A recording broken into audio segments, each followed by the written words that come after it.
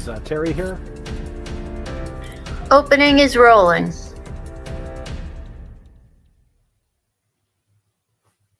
Hey guys, what can I get started for you today? Bananas away, regular? And I'll have the Rip Berry, but can I get vanilla oat milk and I'll add spinach and ginger? And can I substitute the raspberries for strawberries? Also add the chia and hemp seed, and definitely have the power booster and the collagen booster. And can I get that blended twice? Wow. For Alicia, custom chaos? One of a kind. You're one of a kind. Booster juice, freshly made, your way.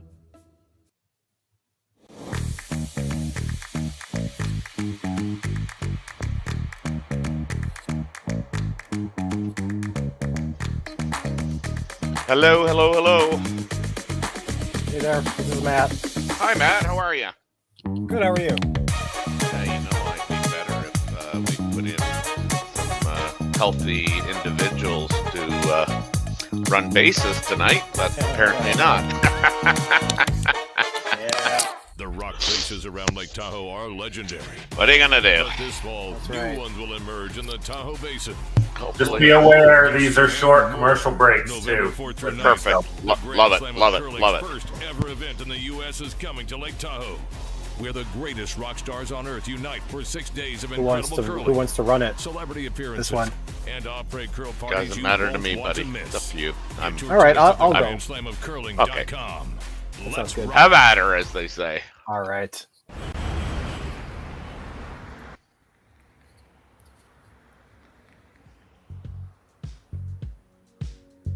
That's life. That's what all the people say.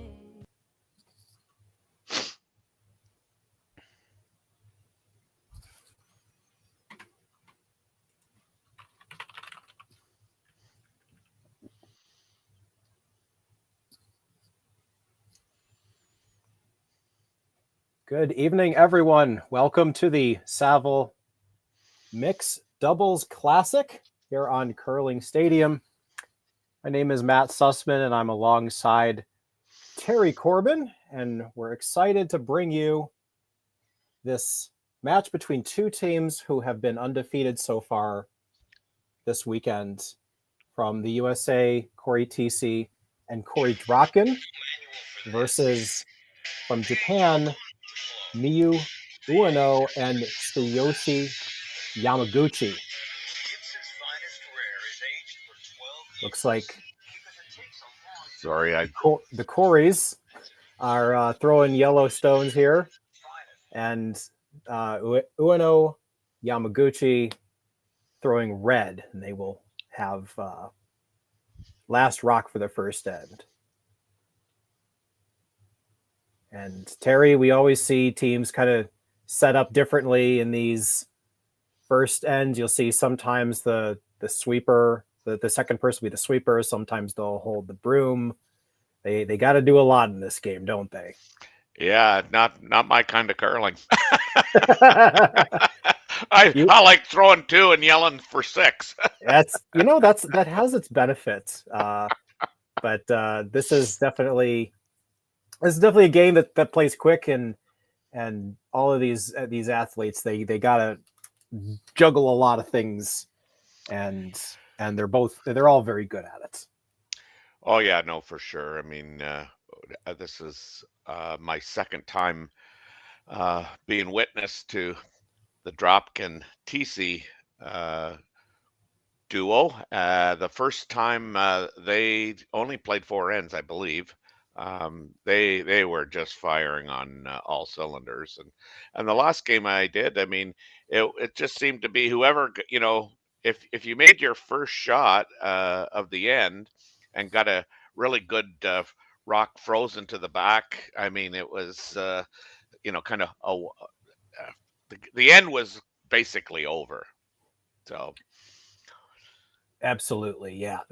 It's a game that can go quickly, and a couple good shots can take an end away. But we'll see lots of rocks in play if you never watched it. And as you can see, we've got 6 rocks touching the center line in the first end. I mean, the good thing is in this situation, I mean, sometimes all it takes, when the angles aren't very good, is one team to say, I'm blowing it up, and next thing you know, they're sitting, two or three, and the end just totally switches around. But this weekend, for the most part, I've not seen one team like blow an end up, and um, the only time that there's been some real kind of I guess over strategic plays has been on the power play. And that is also another factor that teams are trying to figure out when to use it. There's reasons to switch it up, and often it'll be a defensive move, it'll be an offensive move, it'll be a team struggling and needs to get a different look. As you see here, Corey Dropkin throwing his second, I believe, and he's trying to just get a little angle change here. Looks like he wants to make a play on that red, get that frozen off there so he can have something for last couple stones there. So there's a lot of thinking involved in this, and that can really take up some time. Yeah, we were talking about that, earlier today, where, the game moves around, or along, I should say, a lot quicker. But we found that, there was a lot of discussion about shots that, just seemed like, well, what else is there? Like, I'm not seeing something else. Absolutely, that will happen a lot too. Because again, what else is there? And sometimes you have either an impossible shot or a hard shot, and so throwing percentages, when they do keep track of them, will tend to be a little bit lower. So we have Yamaguchi here with his second. He also gets up and sweeps his own stone. He is similar to Korey in that he skips his own 4-person men's team, but he's a pretty good athlete. He's able to do a little bit of everything for his team, whatever team he's on. He's looking to try to just take away that angle there as he gets right in there, and that's going to roll in. He is sitting 2 right now. That's a good result. Yeah, it is. Certainly looks like Corey Dropkin with one more. He will probably make a play, and boy, I think this is that shot, Terry. As you said, you could just throw one and make them all go, and I think you might be able to see all 3 reds possibly move around. It might also jiggle his yellows out of the way, but this could certainly open up the 4-foot. Mm-hmm. That top yellow might stick around, but I think you're going to see movement everywhere here if he places this correctly. Yeah, and Corey can throw it pretty good with the best of them in terms of peel weight. I'm not sure that he's throwing peel, but well,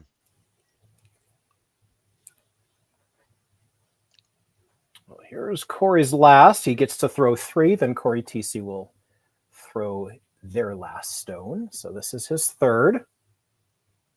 Well, this is humming. So it is coming with some weight. That is looking to get the high side on that red one. He does have it, and they all move, and they all get touched. And that is going to leave, I think, the TC Dropkin stone up top, sitting closer, possibly. Depends on, I guess, the cameras, but that is a really nice outcome. I think you're right. I think yellow is one. I saw Yamaguchi also kind of point there that was shot, but like you say, the camera angle that we get is sometimes not the best, just based on the angle of the camera, and it may not be like placed directly over the pin. Absolutely. It's just how cameras are. And even if it's not shot, it is in a better position. So all the same, it looks like Yamaguchi will, I believe he's going to just, looks like he might just try to outdraw him here. Yeah, I mean, I think if you could ever get it, again to the the back of the button there, it might be hard to remove. So Tsuyoshi Yamaguchi, sorry, so his Yeah, last no, year? no, yep, this is the last one, yeah.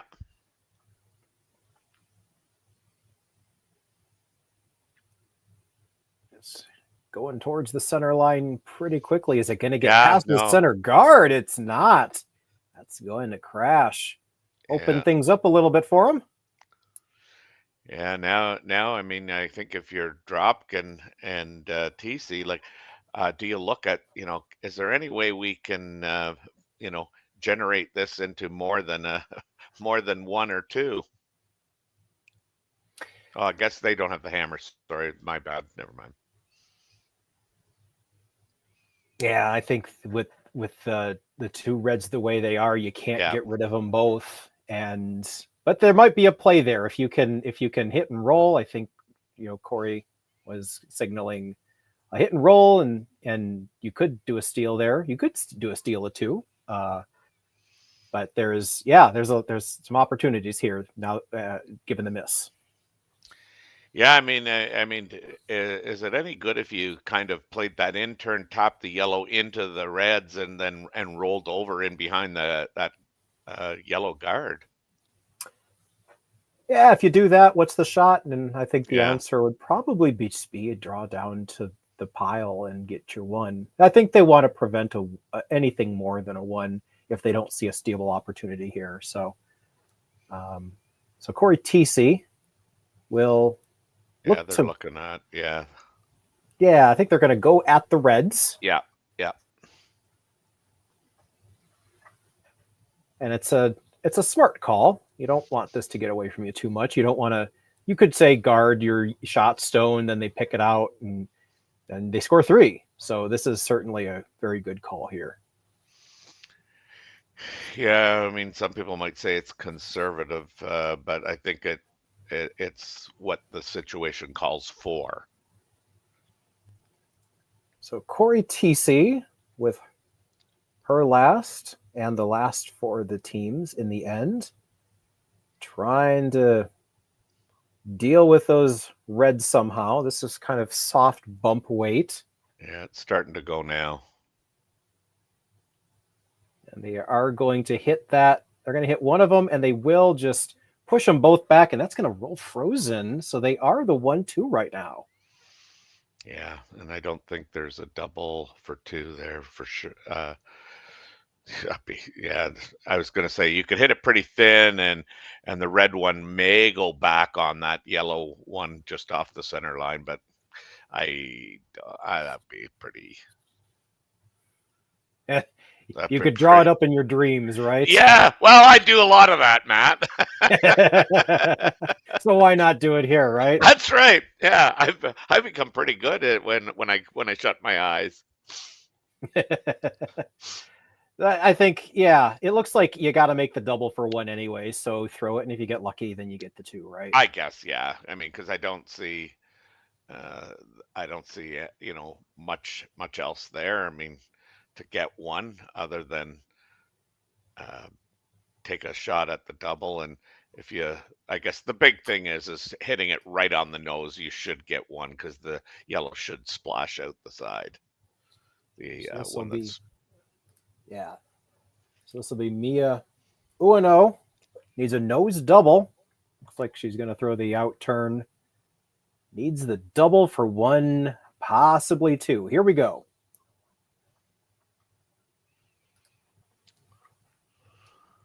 She's getting up there. Yeah, she's going to have to go to get this, keep this on the nose here. It looks like it's going to kick out. Yeah. Yeah, so she'll make contact, get rid of one. But that will be a steal of one for TC Dropkin. So we are at a 1-0 score. We will be back for the second. Hey guys, what can I get started for you today? Bananas away, regular? And I'll have the rip berry, but can I get vanilla oat milk and I'll add spinach and ginger? And can I substitute the raspberries for strawberries? Also add the chia and hemp seed, and definitely have the power booster and the collagen booster. And can I get that blended twice? Wow. For Alicia, custom chaos? One of a kind. You're one of a kind. Blister juice, freshly made your way. Hey Ben, what's the Aztec?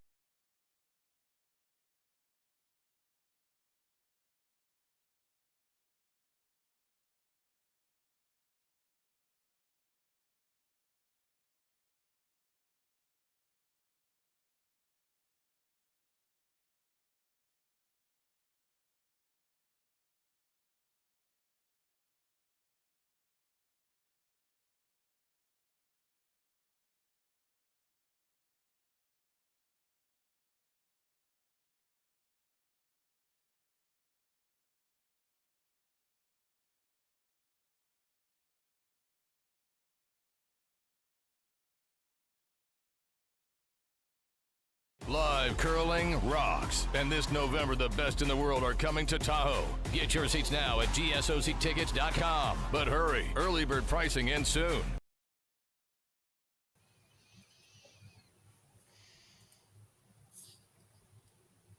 Back here in the second end of the Saville Mix Doubles Classic.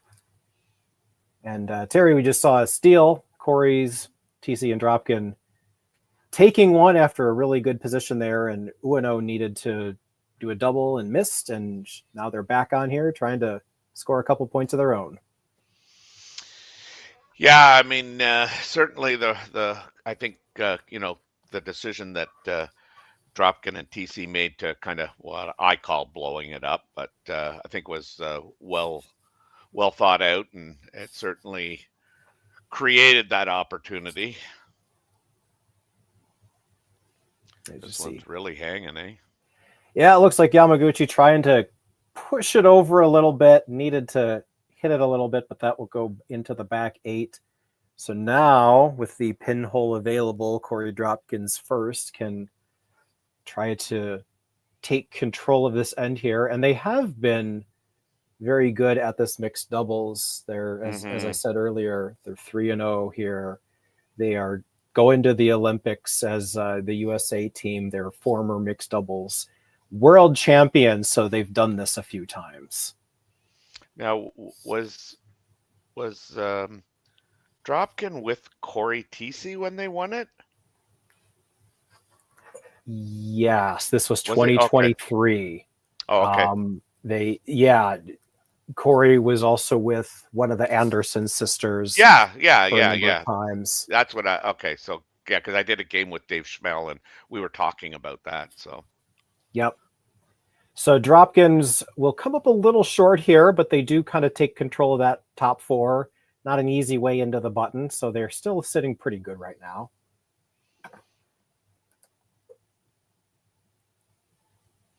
Three rocks have been thrown now, so I think they can run that guard in if they so choose. Dropkin was teammates with Sarah Anderson. Sarah, that's it, yes. For a number of years, they did have a couple world mixed doubles appearances. They finished as high as 5th as a tandem, and then they won gold in 23 at the Worlds there. Gotcha. And that was the first year that they were together. Okay. Yeah.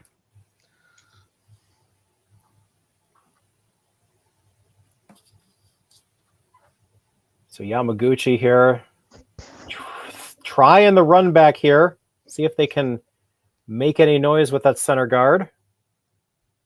He's getting right up right away. Trying to hit that, and look at that. They all fly. And it does leave 2 Thiesse Dropkin stones in the house, but that's a better situation, Terry. Yeah, I mean, again, getting control of an end, I mean, with the Corey Thiesse's first one, like they were able to like just make kind of the perfect freeze. And after a miss by Miyu Ueno, I think it was her shot that came a little deep with too much weight. Corey's was able to kind of get, as you talked about, getting control of the top of the 4 foot, and they didn't have anything else but to, I think, run that in, and certainly the situation may not look like it's improved, but to me, it's drastically improved. Absolutely, with the button available, something to Yes. do there. So that is what Cory Dropkin will try to take away here. Hard to know exactly where they're calling for these shots, but I'm sure something in between those other two is what they want. This one looks like it might come down and freeze on their own. Yeah, So, just a tad heavy.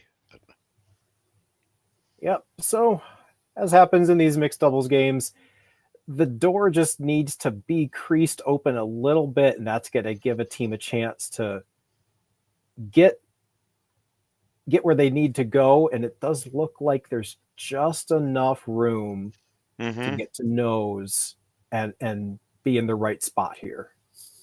Yeah, I think with the curl that they're getting in our game earlier today, I was talking with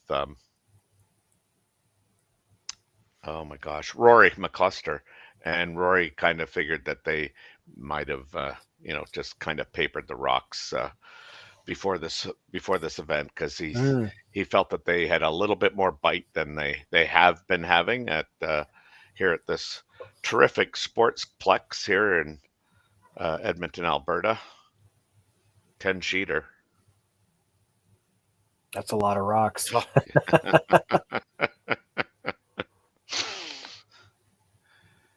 So Yamaguchi's second is out of hand, and I think he's just looking for about back line weight here. Although this one's curling a lot too on him. Should be by though. Okay, he's by the guard. Is he past the yellow? Yeah. He is. He's curling it in, and he got right there, and that will leave them shot stone. Excellent shot there by Tsuyoshi. Yeah. We have been talking a lot about the USA team for not broadcasters' bias reasons. We obviously have seen them a lot, but we have a number of Japanese fans in the chat. They watch a lot of curling, and we're really glad to have all of them out here in the chat. They're rooting on their teams, and both of these players. You got Ueno, who is a young curler. She's 24, with Yamaguchi, who's kind of a veteran, also trying to get to the Olympics on the fours side and the men's side, but they're hanging in there.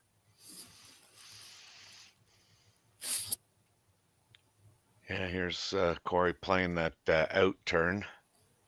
They're just trying to tap that stone that's in the 8-foot, I think, or corner freeze it. Not sure which. They're going to have to go to get this by. And I think he is They're going to get it by. They're going to get it by. What a shot this is. Oh, nice.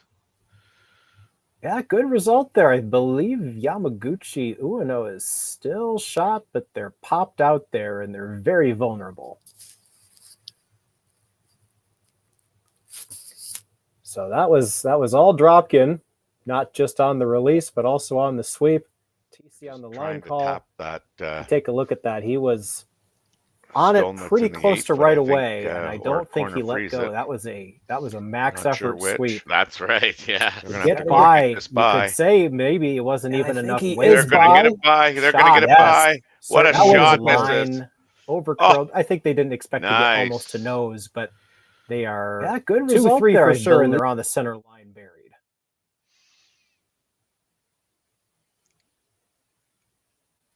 Yeah, Corey's in the back there trying to recuperate after that. Yeah. That's a lot of I can understand why you wouldn't want to do this. That's I don't blame you one bit. We play a version of this, only it's Scotch doubles, so there's not the preset rocks. But Anyway, we can only sweep from the hog line in, and even that I don't even go out. I mean, Yeah. the individual I play with, if you want that thing swept, you better get up and sweep it. Yeah, from the hog line in, that's not a lot of. No. Most of the sweeping happens between the hogs. If you can't do that, then Yeah. I get it. So Yamaguchi again. We've seen he can do the upweight. Can he do another one straight back? And yes, he will. 1, 2, 3 yellow rocks move around. And look at that. His shot stone. It's not shot stone. It's second now. But that is covered up. Excellent shot there by Tsuyoshi Yamaguchi. Yeah, from the hog line in, that's not a lot. You can break this one down. Most of the sweeping happens between the hogs. You can't do that. Thrown really well, and I like his. So release Yamaguchi there, again. We've seen he can do the upweight. Can he do another one straight back? And yes, he then the will. rocks 1, start 2, just 3 flying, yellow so, rocks move around. So I'd still like to be yellow here. And yellow does have the opportunity here to make a play on that Ueno Yamaguchi stone. It is a little bit open, but with soft weight, you could certainly get there and move it back to sit 3 for the moment. This will be Corey Thiesse's throw.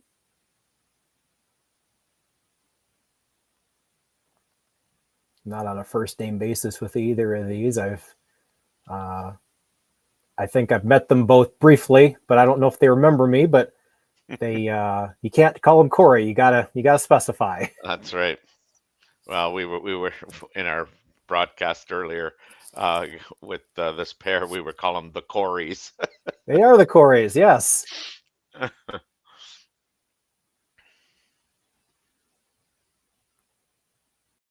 So this is Corey Thiesse's last stone. Can they get another steal opportunity here? This looks pretty good. Dropkin just chaperoning it. Now he's sweeping to curl. He does have a piece of it. He's got it, and he's going to sit right there. And they are sitting the 3 with last rock coming up.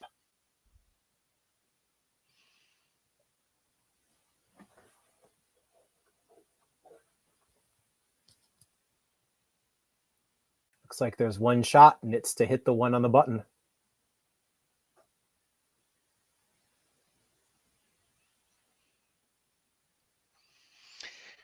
Yeah. It's not like you can, just run down and throw a big hit here at it. I mean, you're going to have to, I think, play somewhat of a controlled weight shot, and you can't afford to hit it on the high side and roll out, because if you do, you're giving up 2. You also can't afford for this thing to over curl and you chop off the top one and go over top of the shot rock. Yeah, you could give up 3 that way. Yeah. So precise here for Miyu Ueno. Needs basically nose here. So here we go.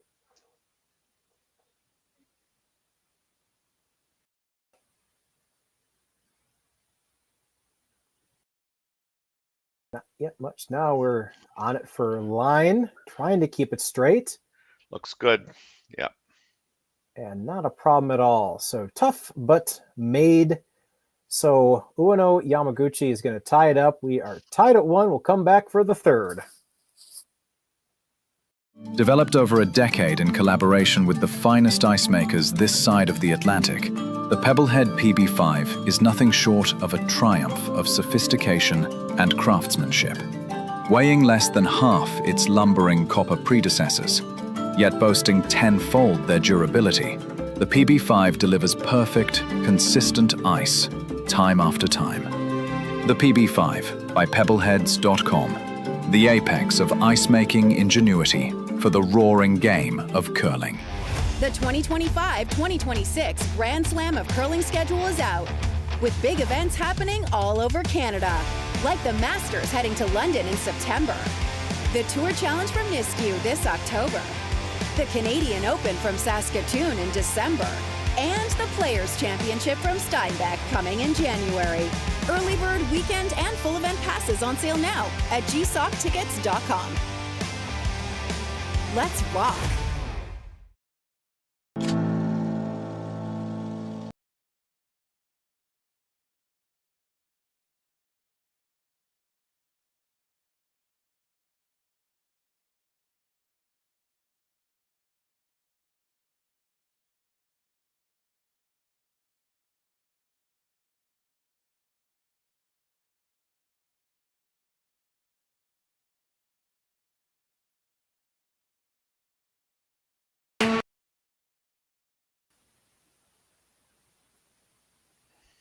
Third end here, and team Ueno Yamaguchi ties it up with a tricky little hit that could have gone bad 2 different ways, but she made it true and came back through a perfect draw down to the position stone, and Cory Thiesse is going to try to match it, see if she can hit the pinhole. Yeah, it's one of those, third end, first time with the hammer. Let's see what they can create and see how much imagination that they also have. And they've had some good games so far this weekend. The scores they've won their games 9-1, 9-3, and then 7-6. So they have played a close one, but they are able to pull away when they need to, and I don't think they're going to be able to do that in this game based on the first 2 ends.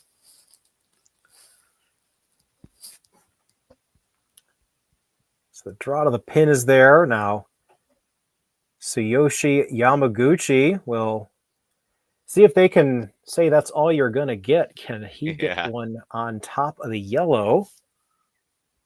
Needs this one to curl over. He's trying to move it. He is moving it. It is coming down, and it's going to land just a little short. Top 8. Yeah.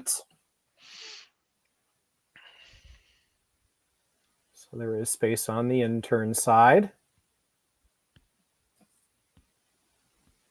And again, that's that. Just keep the door open a little bit for them, and they're going to just bust it wide open here. Try to take control of this third.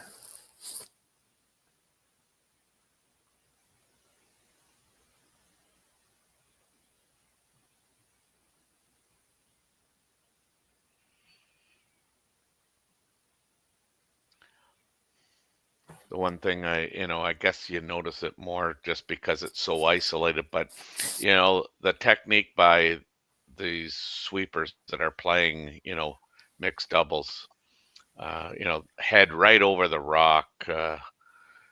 It's so nice to watch. I mean, we're talking like real good technique, a lot of power being exerted on that broom head. And as you can see in that last shot, that's absolutely what they needed. They got it. I think they kissed the red one, but then it just rolled right into the frozen spot.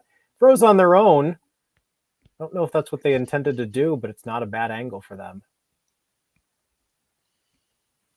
And Terry, going back to your point about the sweeping, I've noticed this as well with the mixed doubles sweeping, is you're seeing with a lot of these specialists, not so much, but with the 4-person players, you're seeing that technique start to happen in the 4-person game, where you're seeing that lead sweeper just doing whatever they can, and the skip calling it that way.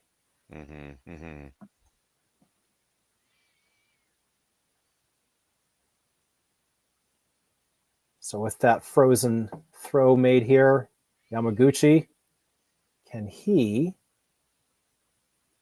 just hold him to 1 or 2? Looks like Ueno is signaling top 12 as a target. It's going to go, I think, a little past that. They are going to get down and freeze to that stone. So we have another pile on the center line.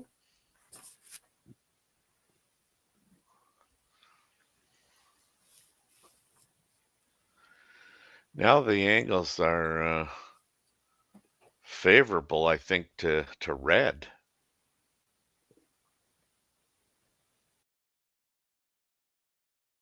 Yeah, if you hit the top red one, well,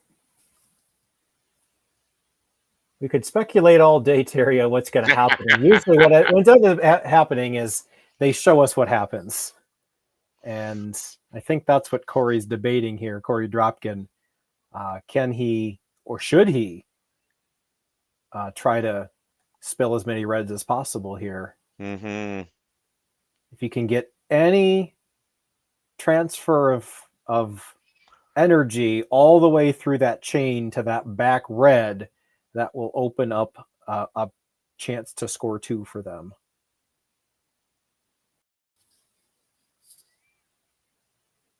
Yeah, I think the red on the top of the 4 is going to be the difficult one to remove. So here's Cory Dropkin's throw. Starting to curl on him. Yeah. He does make contact. They all move around. And a lot more space there in the 4-foot. Yeah. I mean, I don't think that red one was ever going very far. The one that shot rock now. Yeah, so after all that, they've seeded Shot Stone. Shot Stone is now Ueno Yamaguchi's, and it is undercover.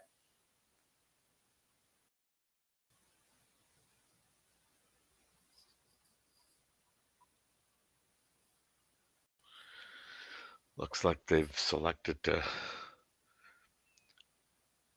hit second shot. Looking for a nose hit by the looks of it. So this shot would basically mean we're not in a great position to steal. We'll take the force and feel pretty happy with that. I think a nose is good here. So we'll see if he can do that.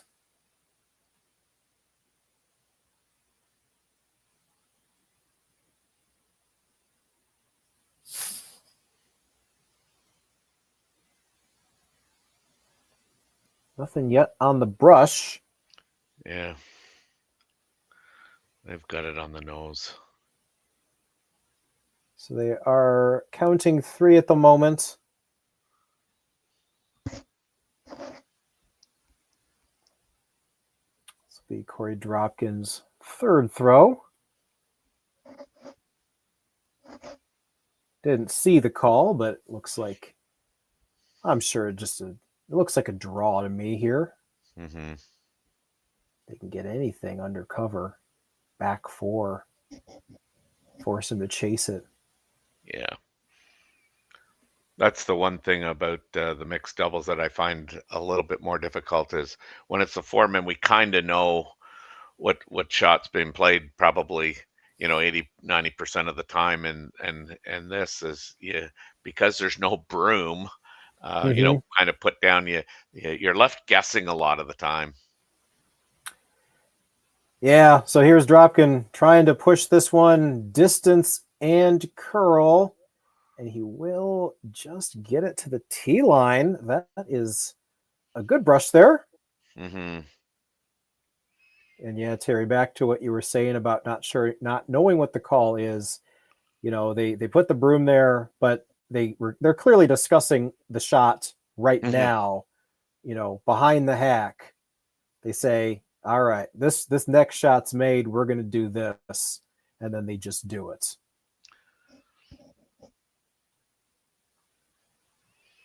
Poor Corey's going to get a big-time workout tonight. Well, he's not like us. He's very fit. He's been doing this. He's been traveling with his 4-person team. He's been doing this. He's probably got other things he does. Well, you know what? I mean, I don't think a lot of people appreciate how taxing this is on your body and your knees at times. And Corey's not, kind of one of these guys that's, playing twice a week. Like they're playing sometimes 5 to 6, 7 games on a weekend. And when he's playing this mixed doubles, I mean, he's doing a lot of sweeping, and this is a guy who's like normally holding the broom, and yelling at sweepers. Yep, and there he is watching Miyu Ueno's final stone, trying to pick out the yellow, which she does with ease, and that is going to leave a draw for 1 for Cory Thiesse. Yeah, this. I mean, this is their first chance at an end with the hammer, and they've been forced to one. And so this is definitely a good game so far. A lot of shots made, both sides, back and forth. You see the touch shots, then you see the big bomb. Everything goes away. And then that leaves some relatively easy shots at the end here, but I wouldn't say a draw against 4 is an easy shot, but she does have backing. So she's got that for her. And she's also got Cory on the broom, so. Oh, then in that case, well, why worry? That's right. So final stone here in the third end. Needs a big piece of the yellow ring here. Not a panicked sweep at all. Very methodical. Now some effort's being put into it, but I think he likes it. He's got a little bit of backing, and I think he loves it. Not a problem whatsoever. To make it real good, cover the pin, Cory Thiesse. Yeah. No, take backing, the one. What backing? What backing exactly? We'll be back for the 4th. Hey guys, what can I get started for you today? Bananas away, regular? And I'll have the rip berry, but can I get vanilla oat milk and I'll add spinach and ginger? And can I substitute the raspberries for strawberries? Also add the chia and hemp seed, and definitely have the power booster and the collagen booster. And can I get that blended twice? Wow. For Alicia, Custom Chaos? One of a kind. You're one of a kind. Booster juice, freshly made, your way.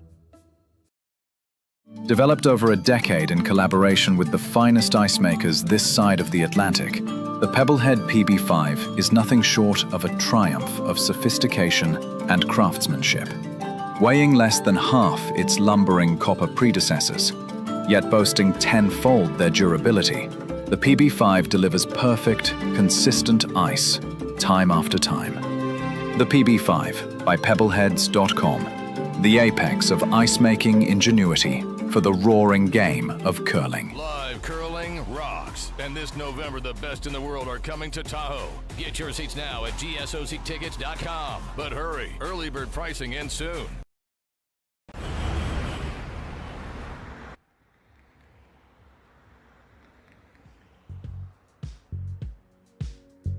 That's life.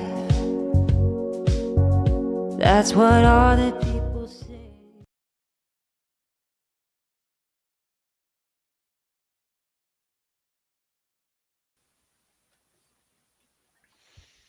So here we are in the 4th end. We had another one of those ends where they lined them all up on the center line, one big blast, scattered them, and it let the hammer team, in this case it was TC Dropkin, just have it a draw for 1. Yes, now the third opportunity for this team here to have the hammer and see what they can generate. Yamaguchi and Ueno. Cory Thiesse's first came up a touch light. It's top 8, good position, but Ueno with a chance to go around all that, try to get to top 4. That's kind of the magic zone here in mixed doubles, is top 4, top 8. You want everything kind of there. Yeah, I mean, I wondered if they were honestly throwing it short. Like when I say short, like not trying to get right to the backing of it, because I mean, I think Cory could have swept that a little bit more and chose not to. So I'm wondering if they were trying to just, kind of get a top 4. Yeah, top 8's not a bad spot. Like I said, it's you don't see it land there, but there could be a strategy where you can put one in the top 8 and use it later. So Ueno's went back button. So now Corey Dropkin with a chance here to get to the button, freeze there, and see if they can be in control here.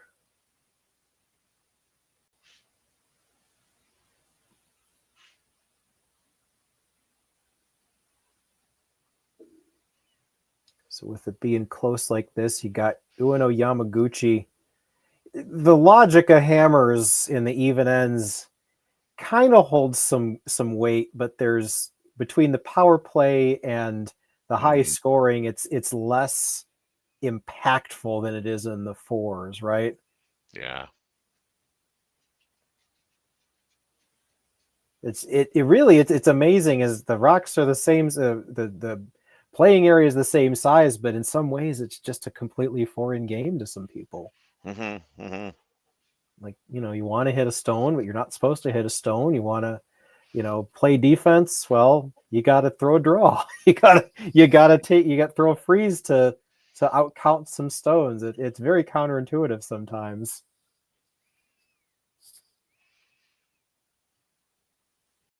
Well, and I think here, you see a lot more, protecting a rock. You can have two, three, say reds and one yellow, and you're protecting the yellow, but I mean at the same time they're all kind of around the same area, which makes placement of the guard sometimes not as critical.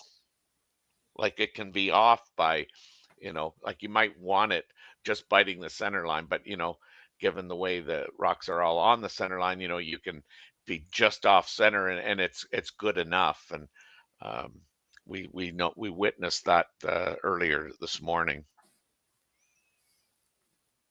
Yep, it's just that little different. It's the angles, as you see an angle there from Yamaguchi, corner frozen on that yellow, and it's in a really good position there to make a play on it later. So Corey and Korey, I think, are going to see the writing on the wall here. There's not a lot they can do with that yellow, except, I thought they were going to play the run back, which might have been an option, but I think they're going to play the yellow tap and get it that way. Yeah, it's going to have to, I mean, you would think it almost has to over curl, but they're on a slight angle. So I think the worry here would be tapping the red, or the yellow into the red. And I don't think you really want to do that, but. Well, we'll see what happens here. Yeah, you definitely take away the not a split. I mean, the hit on this is good. Well, there you go. Just like that. Like, yeah, just to avoid the red. Really nice shot there. That double tap from Corey Dropkin. And now they are on the button. They're no longer corner frozen. And now, interesting angle there, Terry. If you hit that red high side, what happens? I think it's going to touch that red, that yellow it's next to. I don't know if you can make a lot of that's what I mean. Yeah, I think that's why that's so good. I think it'll touch the yellow. Although touching the yellow, I mean, if it's it'll create a spinning rotation on the rock. So I mean, it might be enough to unfreeze, if that's a word. I'll call it. Yeah. Okay. I think it's melt, but I'll take it. Yeah. I know exactly what you mean, though. And it looks like he's going to play some kind of softer bump weight to possibly just tap it himself. So we'll see what happens here.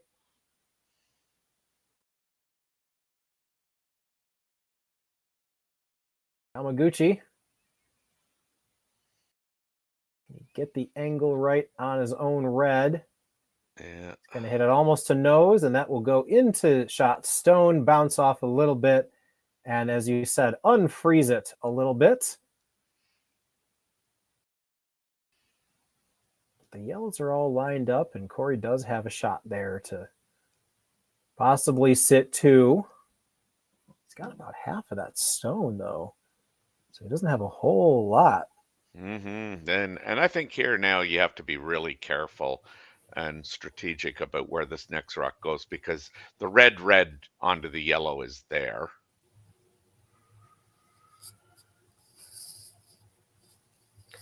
Right, and they're worried about that. But again, it seems like Ueno Yamaguchi's playing their reds, Dropkin Thiesse's playing their yellows. Yeah. They each have their own side.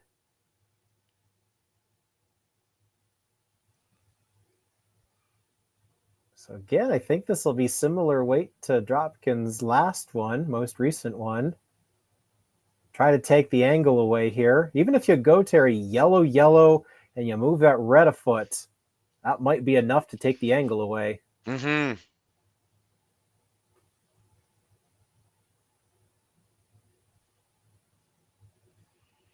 Another real delicate little shot here. Mixed doubles is full of those. So Dropkin's sweeping his own stone here. Seemed to be close. Now he's sweeping to curl. Mm-hmm. He's by the guard. He's on the yellow. 1, 2, bump. And he is going to, and they're all lined up right now. Wow. That might actually be real good. Yeah, I think it is. All lined up. Don't think you can get to shot stone. The reds, the angle on the reds is basically gone. There's a triple on the reds if you nose them, Terry. I think they may be trying to sliver that red in because onto the top yellow on the top of the button.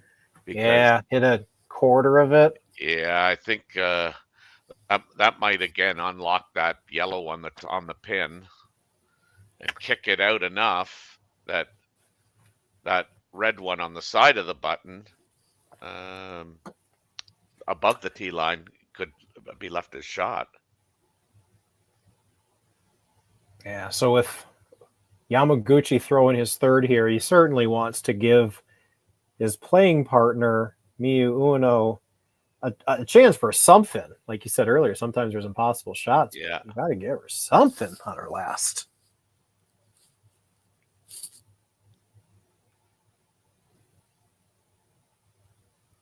So I think, like saying, like you said, we talked about the slice in. I think they're going to try to play.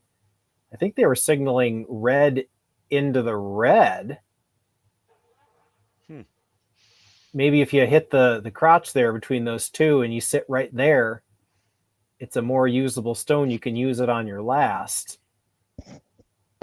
Sometimes we just got to go by their broom signals here. Yeah. So this will be a fair amount of weight. He's trying to hit right there on that spot. Yeah, I almost think you just gotta chisel that thing in. Well, he's doing this, and let's see what happens. Yeah, that's what they did. And they will hit between the two spots there. They're going to leave their run-in stone second shot. It's not bad, Terry, because you can't do a lot with it. There's no angle on the yellows you might be able to. You hit a third of the yellow, you could touch it. But you also got to be careful here because there's a couple reds in the back. You make this poorly. Mm-hmm. Do you ever just have a chance for a bundle? Yeah, do you ever discard the red shot second stone? Yeah, if you guard what you know is going to come next, that's a possibility. I think if you do, I think the most you give up is one. So they're going to call a timeout. I believe that's going to bring Kathy O for a consult.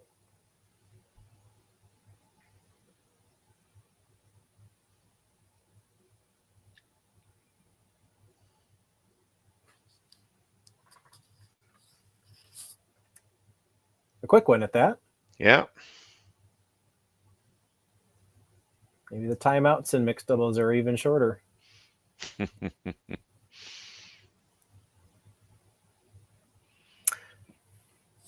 Well, we can only wonder what the call is at this point. Yeah. But I think the guard's not a bad idea. I like it. Because then what? The other option is try to make a play on the yellows. You could do I think yellow is going to do a lot. You could do yellow promote. Looks like they are going to play on that side. I'd guess this is a guard then. I would think so. I mean, I think anything else is you expose yourself to potentially a deuce. So Corey Thiesse. This does look like just a guard. Yeah, and here's where I was saying, like, these guards don't have to be, as precise maybe as you would if you were in the 4-man thing. Yeah. Just because of the amount of rocks that are in and around a 4-foot, like, and the angles and all that stuff. So sometimes it's just taking away paths. So now, after all that simple guard is going to force a difficult shot for Miyu, Ueno. Mm-hmm. They eyed up a double. You hit that double too thin. You're giving up a huge steal. Oh, I mean this is dangerous. You slice that top one. It may go yellow, red, and leave 3. Yeah, potentially. And it looks great on the overhead, Terry. And then you look from the down the ice view, and it's like, ugh. I know.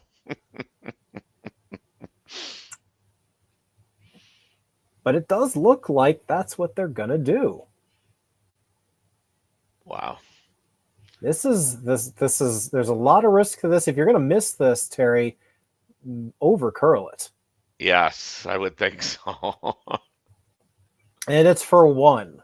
Yeah, I guess that's why the high risk is there, is because you're giving up 1 right now, but you could get 1, yes, but I think there's a higher probability that you give up 2 or possibly 3.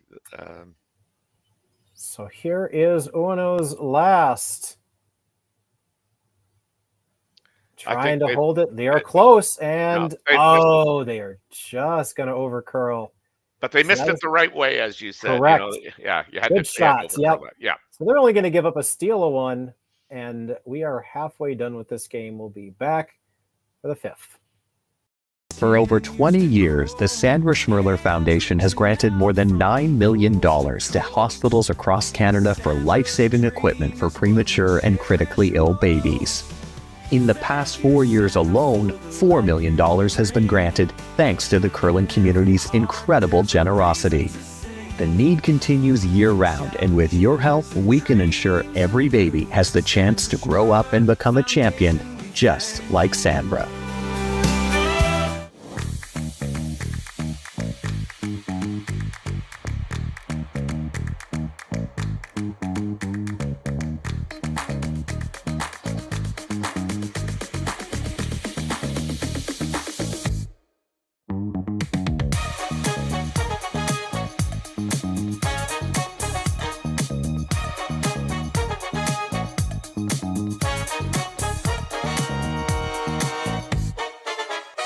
Welcome to therockshop.net, the official store for the Grand Slam of curling.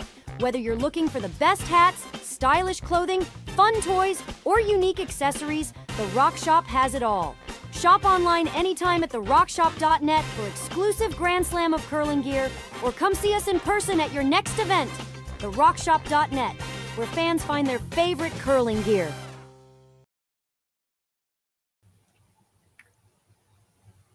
We're back here in the 5th end, the Saville Mixed Doubles Classic. It is a 3-1 score, just like Game 7 of the World Series is also a 3-1 score. Blue Jays beating the Dodgers. So there's a lot of sports, Terry, here involving American teams and Japanese athletes taking place in Canada with a score of 3-1 in the fifth. That was well segued. Oh, How to tie it all together, Matt? I'm gonna pat myself on the back for that one. I'm just happy. So we're halfway done. That was we were talking at the break, Terry, earlier with Miyu Ueno throwing a double for one, which could have gone really, really badly. She just barely missed, but you barely missed the other way, and you're down a whole lot more. Yeah, I mean, as you quite accurately pointed out, if you're going to miss it, it was better to miss it by over curling a bit than under curling. Yes. And it looked awfully close. Like it really did look like it was very, very close. Whisker close. Well, sometimes you got to take that risk.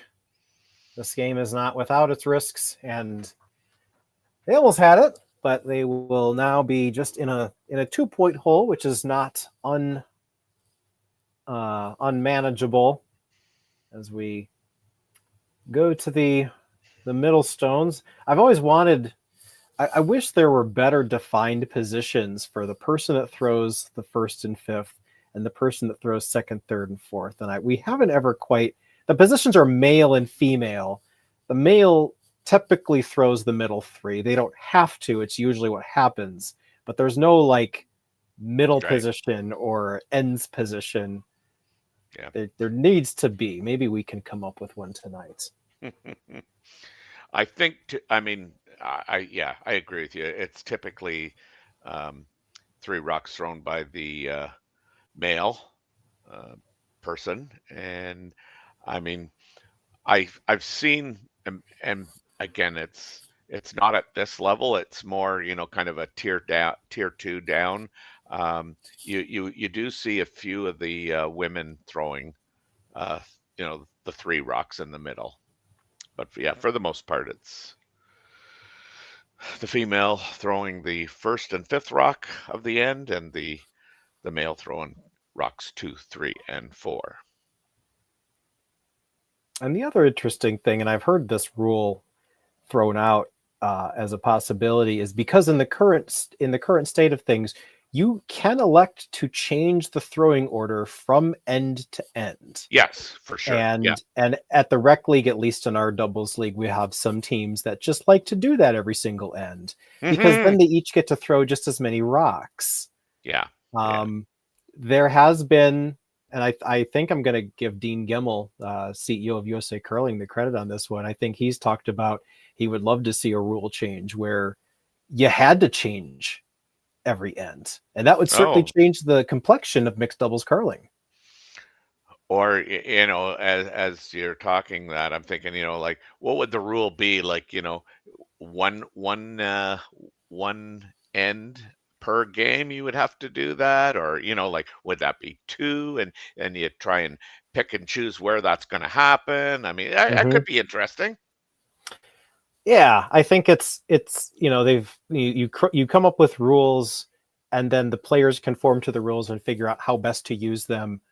And a lot of times, if someone's throwing 60% of the stones, it's almost at this point you could say it's a game between Dropkin and Yamaguchi, because they are throwing the majority of stones, and it is a good game. And obviously, Cory, Thiesse, and Ueno have to make their shots, which they are. And so, it's, the rules that we made them up. We can always change them, right? Yeah, I mean, I would. I'm surprised, given that the option is there, that depending on the score, that what a shot that is. Oh, I'm sure you had a good point, but Cory Dropkin just threw a triple. So the rules. We'll have to mention that. Here's the replay. We can always change them, right? Yeah. Yeah, I mean, I would. I'm surprised, given that the option is there, that Cory Dropkin, and then depending on the score, slightly high, and catches. What a shot! Yeah, that's a. I'm sure you had a textbook way to make a double, but it certainly looked good, and that clears the board of red stones. Yeah. Yeah, I know So what I was saying is, yeah, I would have thought, for instance, so the score is 8-1 or whatever. You just see teams just switch it up for an end because you can do it for an end. So and I have done that as well when my mixed doubles partner. Sometimes just depends on how we feel. We'll just switch it up. But if we need to, I'll throw more takeouts sometimes versus her, and we'll if the lead is if we have a lead, we'll do that. So yeah, I can see that as a possibility for based on the goals of the end. You could have teams change their lineup. Mm-hmm. So I do like it. It's a if people haven't tried it, if you're out there and you've curled and you've played a couple years and you're trying to pick up some new tactics or skills, a lot of new curlers that have talked to me have said that they like it because it feels like practice to them. Well, I mean, and to follow up on that point, I mean, I see a lot of these younger athletes that are coming out of junior and even in junior, U21s, but certainly the U25s. A lot of them are playing this mixed doubles, and I've talked to a few of them, and they think it does enhance their shot making on the fours because they're facing these shots on a regular basis, and just ticked that. But anyway, just to finish that, yeah, they're facing these shots a lot more often and required to make shots that probably they aren't going to make routinely if they're playing the fours. So some of them have said that they really like the idea of, as you use the word, practicing, but playing in a competition, but using it as more of a practice. Yeah. So we have a miss there. That's a full-fledged miss. We haven't seen many of those. Yeah, definitely uncharacteristic of Corey. He doesn't seem happy back there, but this is now a chance for Yamaguchi to draw around that guard, maybe show a little piece, possibly sit two. They do have hammers, so this is an opportunity for two now. Yeah, for sure.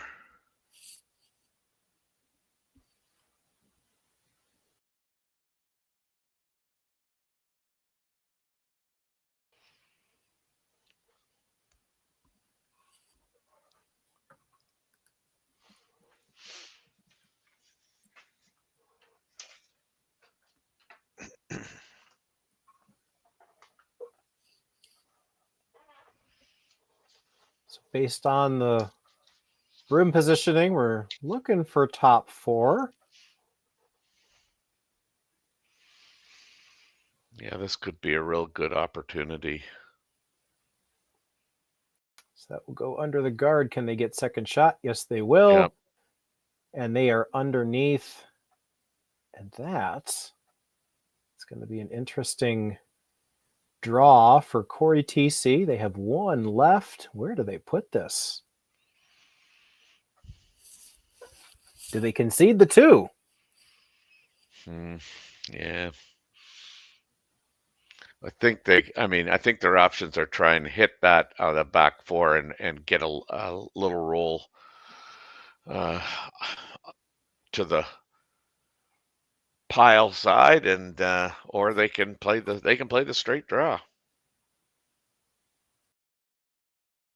Yeah, freeze is there. It's not the most comfortable shot, but again, with mixed doubles, you're sometimes playing a shot you wouldn't play in a four-person game. Well, I think too what might dictate this shot too is the score. I mean, you're up 3-1. I mean, I would just think that you want to avoid the 3 spot, and at worst, you're tied playing 6, or you're tied playing 7. Sorry. Yeah. I'm finishing an end before it finishes. Yeah, we're in the 5th. Yeah. No, we're in the 6th.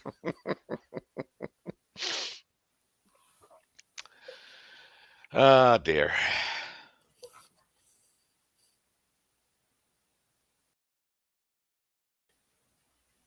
This is Cory Thiesse's last. We need it to curl. I believe they are playing the hit. Can they get a little bit of roll? Can they get shot out of it? And they can, and they are under cover, so that's a very good result for Cory Thiesse. But can they certainly have a shot right back to get there too. It's not easy though. No, they elevated the degree of difficulty by a small margin.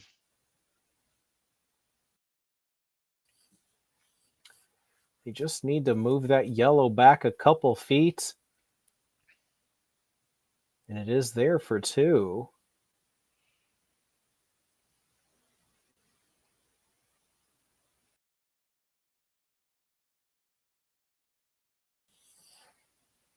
This will be a chance for them to get back into this. They've given up 2 steals already.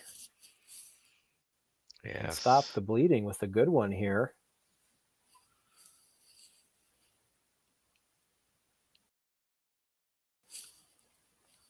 So last rock, Miyu Ueno.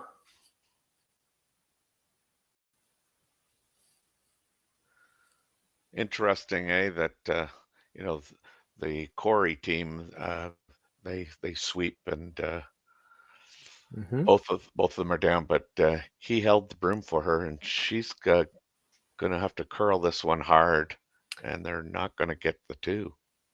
So yep, that is an over sweep or an overthrow, and that will be a 3-2 score. TC Dropkin will take that hammer into the next end. We'll be right back. Hey guys, what can I get started for you today? Bananas away, regular? And I'll have the rip berry, but can I get vanilla oat milk and I'll add spinach and ginger? And can I substitute the raspberries for strawberries? Also add the chia and hemp seed, and definitely have the power booster and the collagen booster. And can I get that blended twice? Wow. For Alicia, Custom Chaos? One of a kind. You're one of a kind. Booster juice, freshly made, your way. Hey, Ben, what's the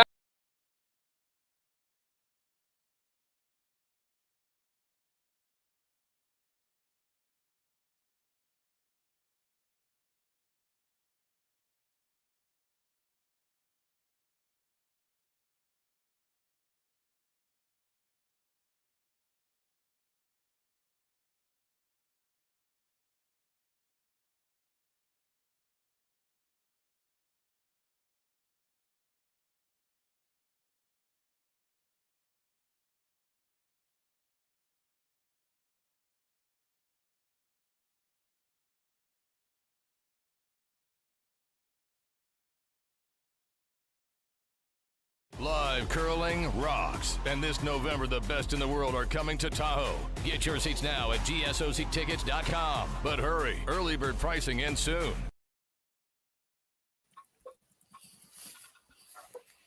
We're back here in the 6th end, and we saw Team Ueno Yamaguchi had a chance for 2.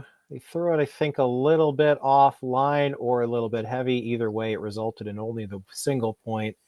And now TC Dropkin has both the lead and the hammer. Those are 2 good things to have at once.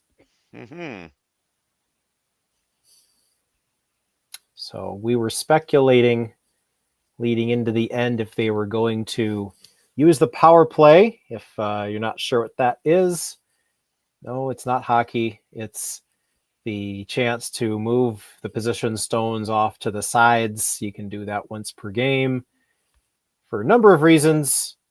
But with this being the 6th end and Dropkin TC having a guaranteed another hammer end, they will probably wait and do that in the 8th if this all is they score with hammer, or something goes bad, they can do it in the 7th.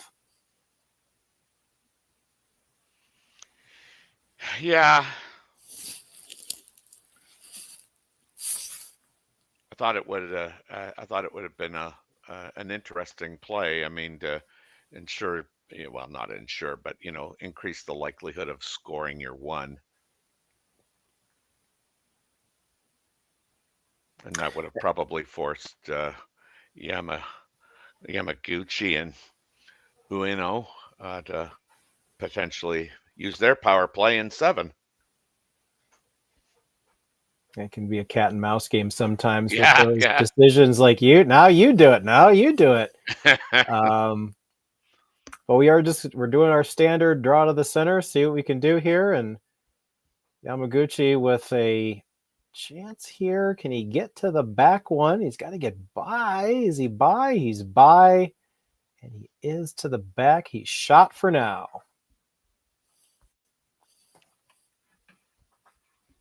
Yeah, now you run the pile in.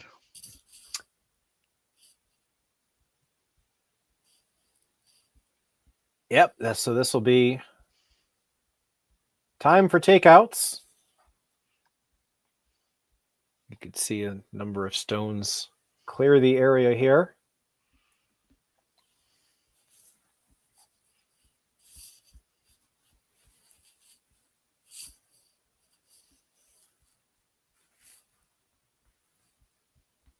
I think just a double on the reds is all he really needs.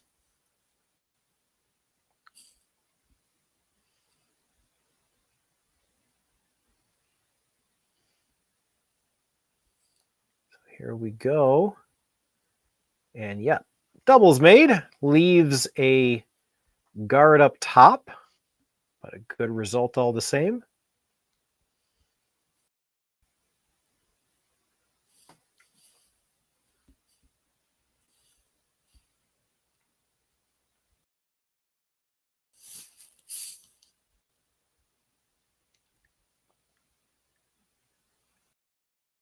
So Yamaguchi here can, I think, still just playing that yellow in the top 4, push it back, roll a foot.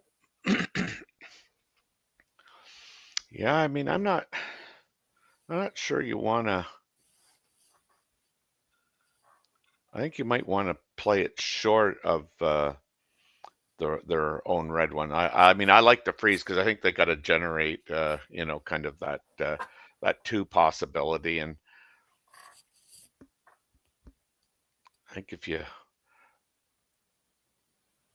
try and move it back, I mean, you could open this up for Dropkin and Thiesse to kind of get out of the end.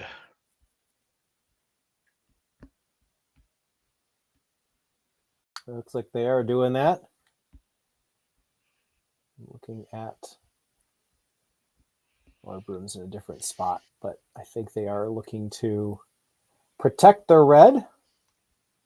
Might be going down to it.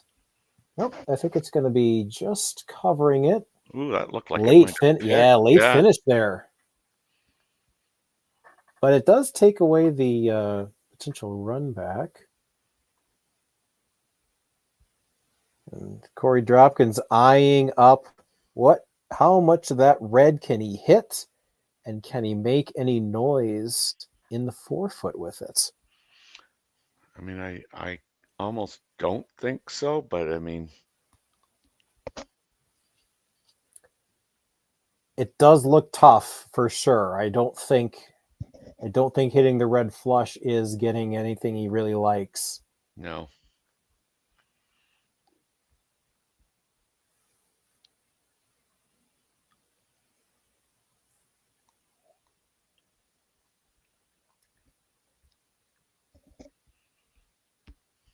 So I think he's going to play some smoke at this, try to open it up. Mm-hmm.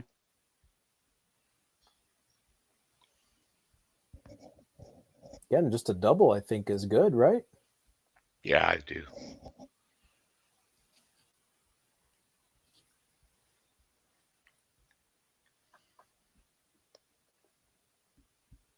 So we made one. Can we make another? I'd have to go hard on that. Mix Didn't the really double? change. Yeah, it didn't really Yeah. change I've much. seen this before. Yeah, yeah. That was a rinse and repeat. Yeah. I don't think that was a replay, but it sure looked like it. So after the double made with the shooter stuck at the top of the guard zone, Yamaguchi will freeze to that yellow, take that angle away, take the run back possibility away.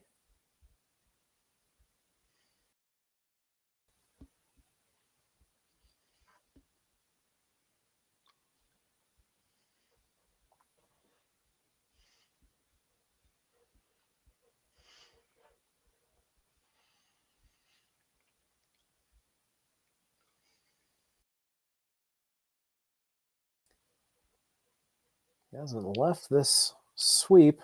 Yeah. There he goes. Now he's... That one curled better in. Didn't totally lose it, but he did stick it on the center line, and that is protecting it pretty well. But I think that now that it's further into the house, Corey might be able to do something with it. Maybe hit it over top. Hit a third of it. Red, yellow, red.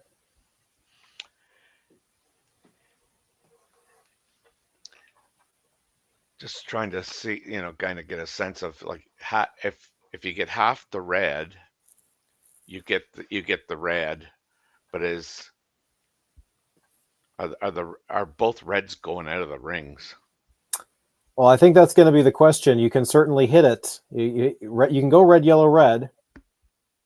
As Corey Dropkin's coming back down to look at it again.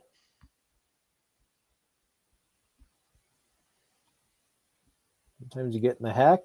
For just one more thought in your head. You just want to make sure.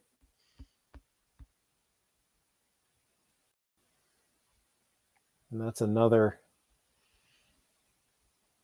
thing that happens when you're in the hack. If you just, it's going to be killing you if you forget about something and you do it and you're like, oh, I should have said something. There's no clock here. You can take the time you need and make sure you set up the shot you want. Well, certainly on the overhead, it looks like, you hit half a rock, but I mean, then when you look at it the other way, I don't know. I think this is always the call. So we might have a clean house after this, but we'll see. This is Corey Dropkin's last rock. And there's 1, 2, 3. They're all moving. And that will leave them with 2 in the back of the house, and that's a pretty good result. Yeah, I think that's as good an outcome as you probably could have hoped for.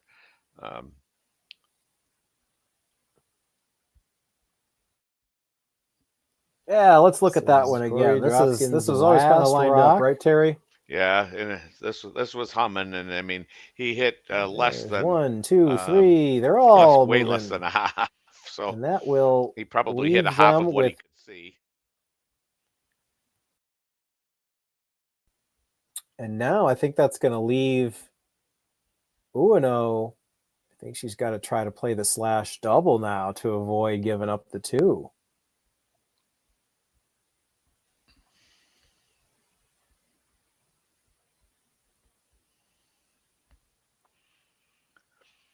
Yeah, that's what they kind of indicated, that they were going to have to play that double and sit 1. And I mean, you can't, if you blank, you lose. So that would force Thiesse into playing a draw for 1. So makes sense.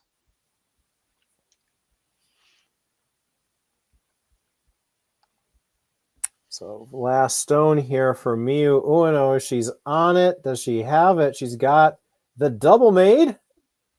And as you mentioned, Terry, in mixed doubles curling, you cannot blank the end and hold the hammer. So this will be a draw for 1 to the 12 foot.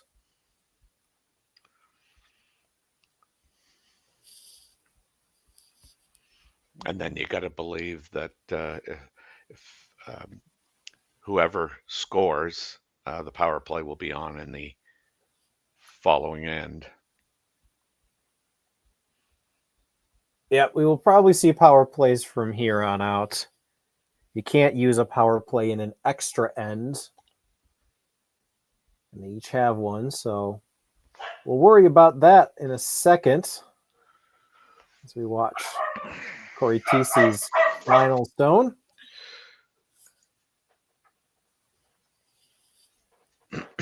Just needs full 12 foot. Yeah. Corey Dropkin's not worried. Not a single Corey is worried about the shot. That's right. They're all happy, and they are going to take the point, and they will take a 4-2 advantage, and we will come back for the 7th. Developed over a decade in collaboration with the finest ice makers this side of the Atlantic, the Pebblehead PB5 is nothing short of a triumph of sophistication and craftsmanship. Weighing less than half its lumbering copper predecessors, yet boasting tenfold their durability, the PB5 delivers perfect, consistent ice, time after time. The PB5 by Pebbleheads.com, the apex of ice-making ingenuity for the roaring game of curling. The 2025-2026 Grand Slam of Curling schedule is out, with big events happening all over Canada, like the Masters heading to London in September, the Tour Challenge from Nisku this October, the Canadian Open from Saskatoon in December, and the Players' Championship from Steinbach coming in January. Early bird weekend and full event passes on sale now at gsocktickets.com. Let's rock!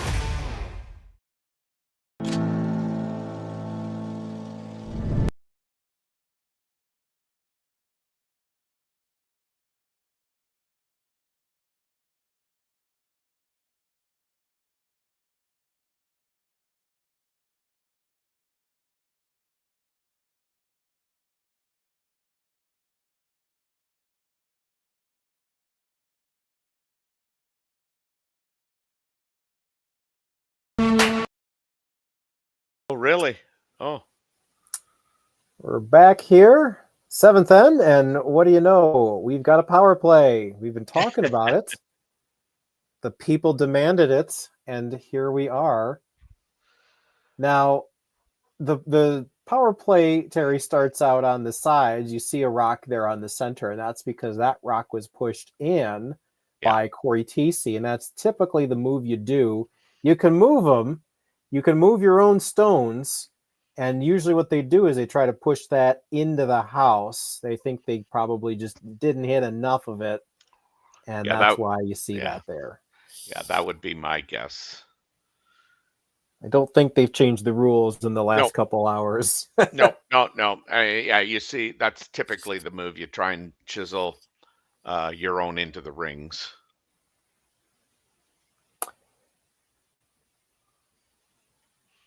So Ueno Yamaguchi really want to get 2 out of this. So a lot of ways you can do it.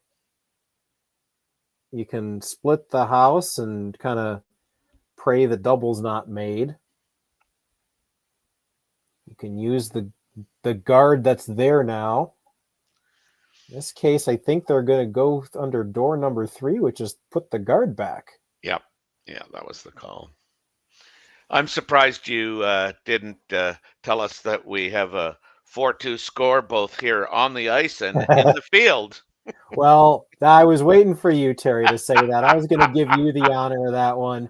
It seems, Terry, that this game and the World Series is inextricably linked in some spiritual form, that this game seems to be following that game. So if you're a Blue Jays fan, you may also want to be a TC Dropkin fan, is all I'm saying. Well, all I'm saying is that I'm willing to let the American duo here win as long as the Canadian team wins the baseball. Sorry, man. Well, sport, it doesn't matter what sport it is. There's superstition everywhere, and you can be on a hot streak, and you can try to do the same thing, not wash your underwear or eat the same meal you had, because it just gets you in the right mindset that I'm doing something right here, and I don't want that to stop. So, but it is. The score has been. It hasn't been exactly the same, but it has been 3-1, 3-2, and 4-2, just like this game. So there's a lot in the air in Canada tonight.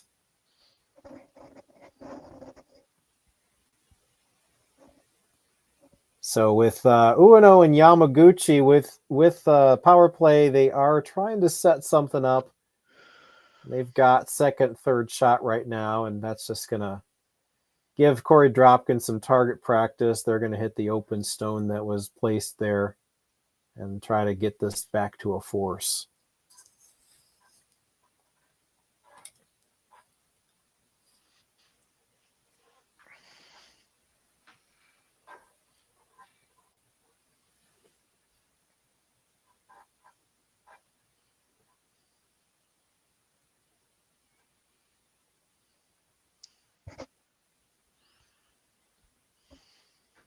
So if they can do that, I think a force would be fine for Thiesse Dropkin. That gives them not only the lead, it gives them the last rock, and then they're using their power play, and a steal is really, really difficult at that point. Yeah.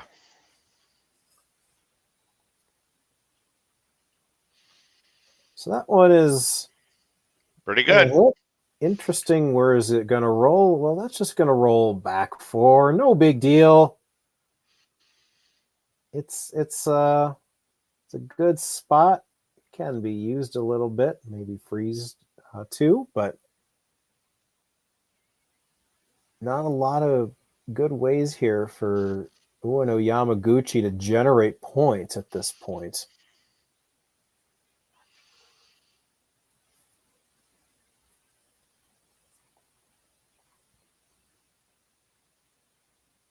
There is another subtext to some of the athletes in this game, Terry. You've got, we mentioned before, Thiesse Dropkin, they're going to the Olympics. Mm-hmm. They're going to the Olympics in mixed doubles. As for men's and women's, Dropkin has his own team in the men. The trials are coming up. He's one of the contenders. Corey Thiesse plays on Tabitha Peterson's team. They're the prohibitive favorite, if you will. Yes, I would say so. Yeah. It would be them or Team Strauss. And then you've got Yamaguchi, who is Team Japan. And they're not in yet, but neither is the USA field.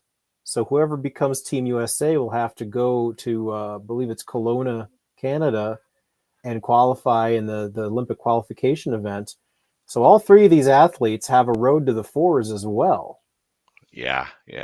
Well, and I know certainly. I say I know. I shouldn't say I know, but I think. Go ahead, take it. Yeah, I know. I think Gallant and Peterson.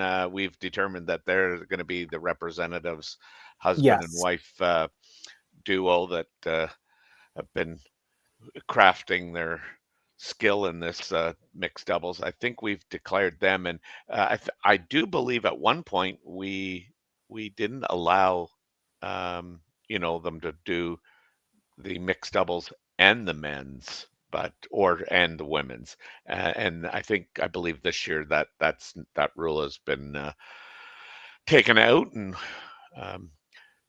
Brent Gallant and is with Team Jacobs, and certainly they would be considered a favorite heading into the Olympic trials, which is going to happen later this month. Yeah, that and you are correct. They didn't want someone to do both. Now, I guess they've seen there might be something to being able to do both. You play mixed doubles and then you play men's and women's. So I think it was the last cycle you had Oscar Eriksson win bronze in mixed doubles and gold in men's. So there could be something to playing the mixed doubles. And like we talked earlier, it's kind of like practice, but it does sort of warm you up. You play it, it's the same rocks, it's the same ice, you're getting used to it. And these are high level athletes. So someone like Gallant can certainly he's not going to tire, I think is what is maybe the concern. He can do both. He can compete in both, and they can contend in both. Mm-hmm. Well, and I think too, part of it was like just scheduling. Like, so how do you ensure that you don't have any kind of overlays and running from like a 2 o'clock game that takes you to 5 and then have to go right back at 7 type of deal. Yeah, absolutely. So, but we've seen success. Matt Hamilton was another one. Yeah, that did the mixed doubles. They didn't do so well in that, but I do remember they did a little bit better in the men's as they went on that run. So we could see another athlete do the double duty to gold here.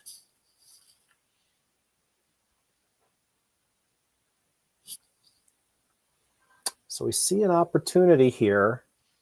Dropkin went for the run, try to clutter everything up. But now, with 2 stones left for Ueno Yamaguchi, trying to find a way here to generate 2. They might have a chance here. They got to deal with that shot stone right now. Yeah.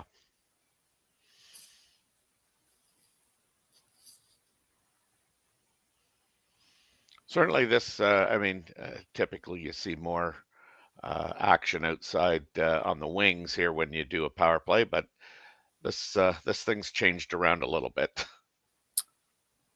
Yeah, that kind of that ticked guard sort of turned this back into a standard end again. Yeah. Yeah, because of it, if they get it into the house, certainly that changes things a little bit, but just ticking it to the center line and just short, allows the play to be drawn into the center as well after they weren't able to utilize that corner guard. Yeah. So we had I think we had a tap opportunity here, and it didn't quite. I don't know if it was down weight or not, but yeah, I'm not sure. Now, the interesting thing, Terry, is how do you prevent a 2 from happening? Well, the nose on the red makes the 2 yellows go away. So you might even want to take a run at the top red. Yeah. Yeah, so the top red double might touch the yellow, which might touch the red. So is that a triple then? Mm-hmm.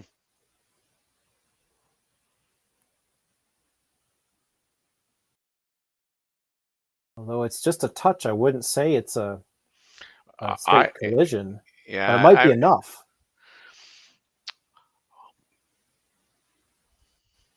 If you could end up 1-2 after it, your shooter sticks right there.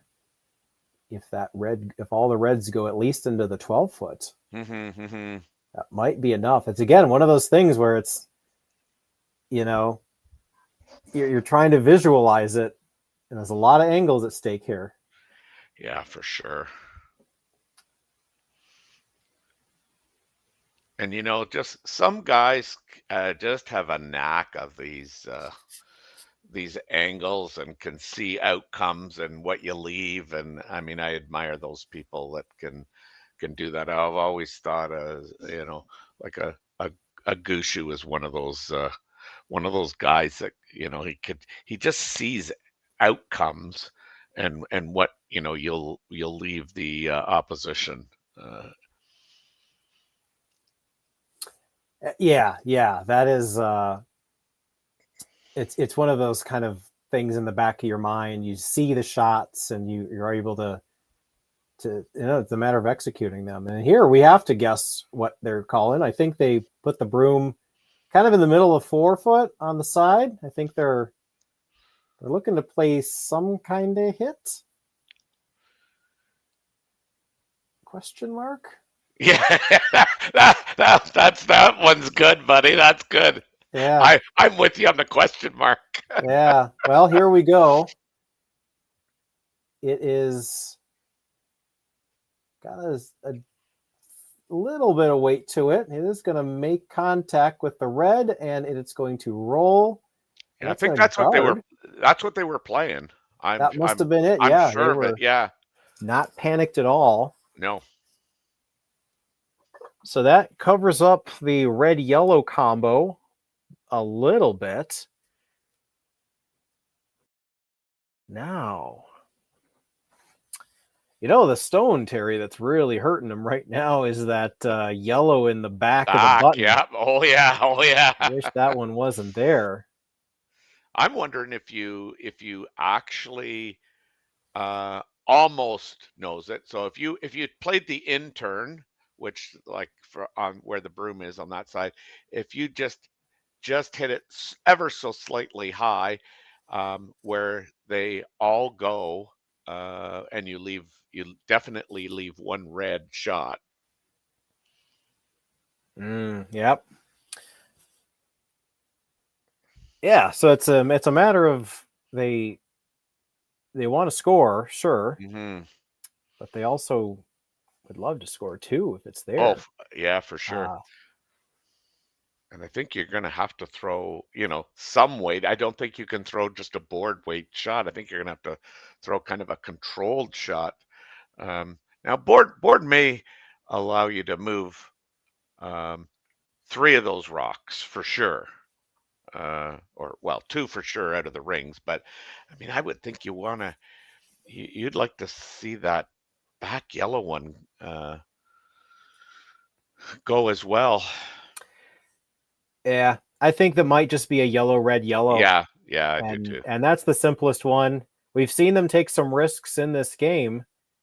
So for sure. We'll see what they do here. Can they get on the board here in the 7th? This is final stone in the 7th.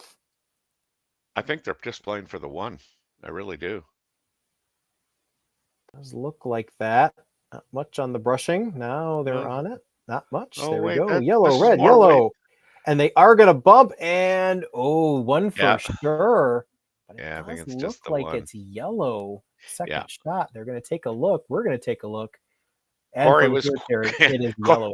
Corey was quick to say, "You got 1 now. Let's go."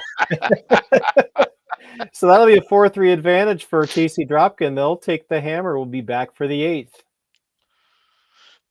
Hey guys, what can I get started for you today?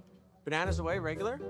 And I'll have the rip berry, but can I get vanilla oat milk and I'll add spinach and ginger? And can I substitute the raspberries for strawberries? Also add the chia and hemp seed, and definitely have the power booster and the collagen booster. And can I get that blended twice? Wow. For Alicia, Custom Chaos? One of a kind. You're one of a kind.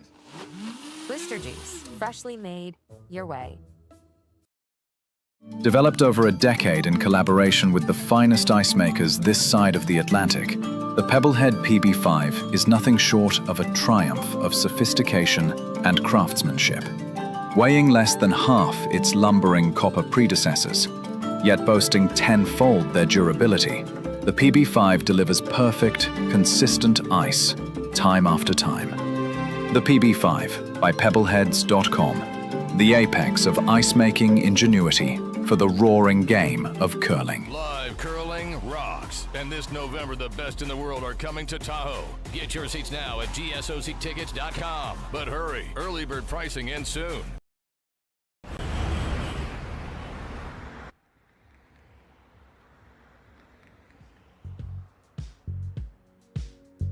That's life. That's what all the people say.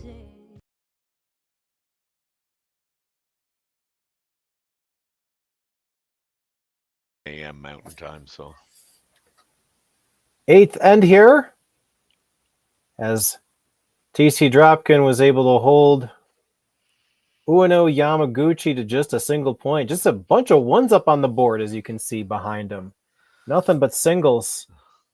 And the power play is active, and that should keep it pretty simple. All TC Dropkin need to do is avoid a steal.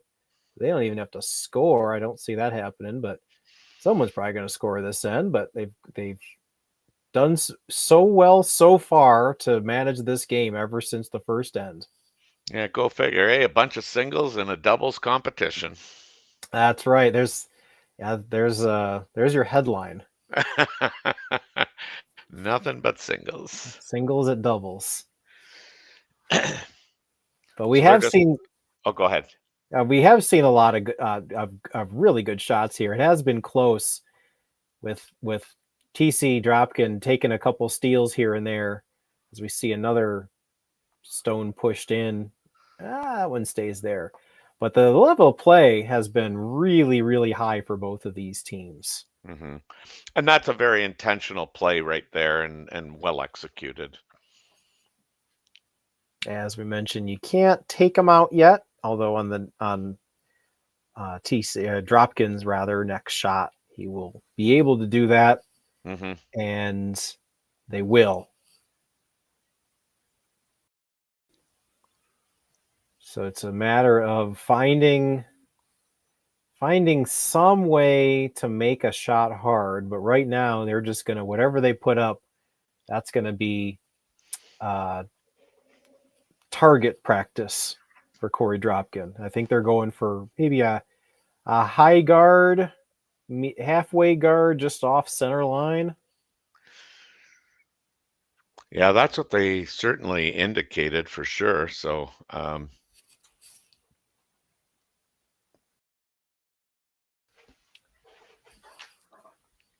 so just to take a look here, this is the last round robin game for all of these teams.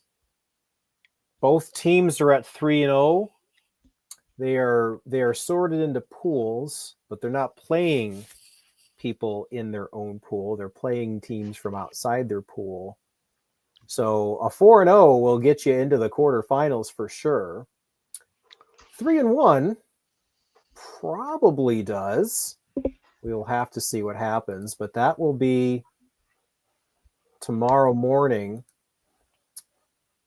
at 9 a.m. local, with this being mountain time. So those of you on the Eastern, 11 a.m. I'm not going to do all the time zones here. Good. You all know the math. 9 a.m. mountain time, quarterfinals here on Curling Stadium. And here in the East, we're going to set our clocks back tonight. And that's just going to throw it. It's going to be even harder, but it's still 9 local time. We'll figure it out, though. Most of the clocks are automatic anyways, Terry. Yes, they are. My microwave's not, but... Neither is mine. I ain't that rich. Yeah, neither is mine. God, remember so many of the clocks you had to like go all the way around. Now you can just set them like up and down. I know, yeah. At least they did that for us plebes.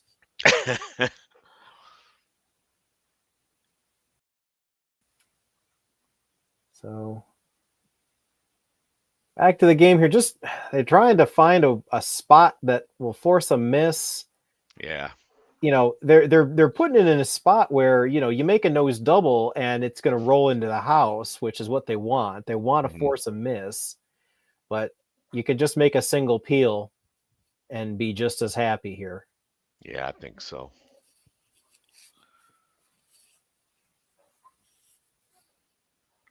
I think they're just going to do the single peel. Yeah, it's too risky to take on the double. You could leave your shooter on the other side as a guard. You could just jam it. Everything just hit and go across the ice. or just make the double over top like he did. Wow.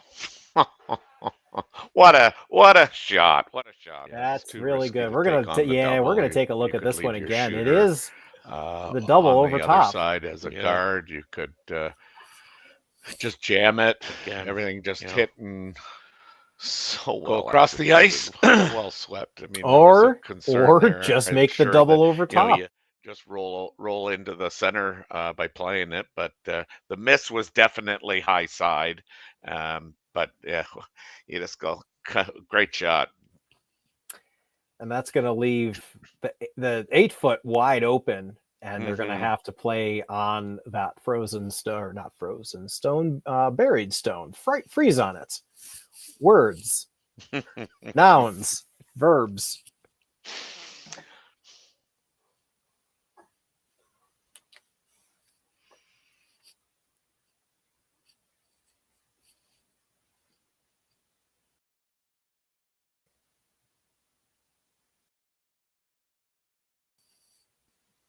I think this is Yamaguchi's last one of the end. They haven't got much going on for them in an effort to steal one, that's for sure. Well, they are going to bump this one a little bit. Got the angle on it. So they are shot for the moment, and it is undercover. You can play on it, though. You can do the exact same thing Corey Dropkin can.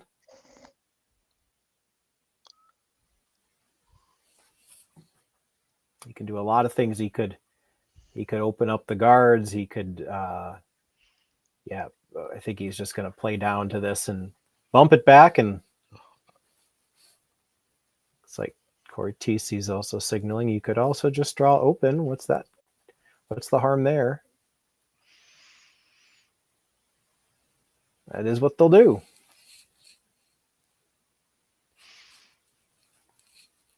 I mean, I guess I don't know why you would. I mean, you're going to have the full 4 wide open. If you just even try and go around it and bump that a bit, but I suppose you don't want to tick the guard and be a center guard. So I guess, I mean. And it's another one of those differences, Terry. If this was like a 4-person game, I could see this shot being the call because you're the skip throwing the last 2, but this is 2 different Corey's throwing this. So this is Corey's last, and then Corey Thiesse's last. Yeah, that's right. 2 different people throwing it. Yeah, you sometimes because I even said earlier today, I said, I guess you're going to be forced into making a draw. It's maybe you should just practice the line, because you can't practice the weight, because the last person throwing's got 1 shot at it. Now look where that one landed. That was right behind the tee line. Is there a freeze to get out of this end? Well, yeah, I think a little on the high side. They're going to be playing the they're going to play the intern. Okay, so on the low side, like 7/8 low on the low side there, might turn into a catch. Or yeah, that was probably not the spot that he was going for. Corey was. Yeah, that's the only reason I didn't like that. I mean, I think you can make yourself a more difficult shot on your last one, but. So this is a possible out. Miyu Ueno, if she's got the touch, she needs this to be shot stone when it's all said and done. I just know the way it curls. You could have probably chased that the red rock.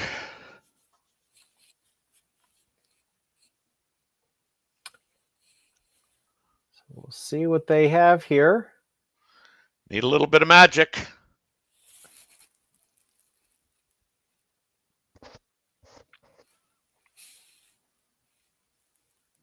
Yamaguchi hasn't left this one. Is it over curling? It is over curling a lot. Now they just need the straight draw. But nope, they are going to signal that yellow's closer. So that's going to be a 5-3 final. Terry, we had some good shots here, didn't we? So had some great curling shots. I mean, again, I said this in the first game I did of the Dropkin Thiesse game earlier in the spiel. I mean, Corey was just lights out. Like, I mean, lights out, making doubles, making triples, and again, a repeat performance there. I mean, just some really critical shots made to perfection. So, Absolutely. So they're gonna do some LSD shots here, but we are going to go, and we thank you. Thanks to Kaylee in the production booth. Thanks to Terry Corbin. I've been Matt Sussman. Please come back and watch the quarterfinals of the Saville Mixed Doubles Classic, 9 a.m. Mountain Time here on Curling Stadium. Thanks for watching.